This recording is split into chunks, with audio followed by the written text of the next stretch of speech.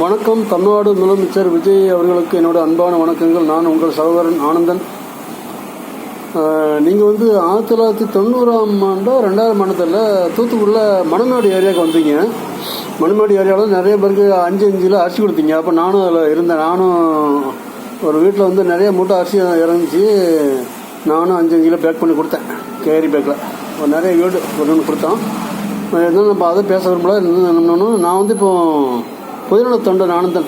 என்னோடய ஊர் சொந்த ஊர் குளசைப்பட்டினம். இப்போ இருக்குது சென்னையில் ஆவடியில் ஸ்ட்ரீட் கடை வச்சுருக்கேன். இப்போ எப்படின்னா அந்த வருகின்ற மழை காலங்களில் மழை நீர் தனியாக சாக்கடை நீர் தனியாக பிரிக்கக்கூடிய ஒரு திட்டம் இருக்குது. ஒரு திட்டம் எப்படின்னா இரட்டை வாய்க்கால் திட்டம் பேர். 2 வாய்க்கால் மாதிரி உருவாக்கிட்டோம்னாக்கி ஊருக்குள்ளே ஒரு 30 ஆண்டு காலம் மழை தண்ணி நேராக அப்படியே தனியாக பேஞ்சு அவ்வளோ தண்ணி நேராக குளத்துக்கும் ஆற்றுக்கும் கிணத்துக்கும் போயிடும். சாக்கடை தண்ணி வீட்டில் உள்ள கழிவு நீர் எல்லாமே நேராக கடலுக்கு போயிடும். இந்த மாதிரி திட்டம் இருக்குது. அது தமிழ்நாடு முதலமைச்சர் அதுக்கு ஆணையிட வேண்டும். பொதுமக்கள் நலன் கருதி சொல்கிறேன். என்னை அழைத்து பேசுங்கள். நன்றி, வணக்கம்.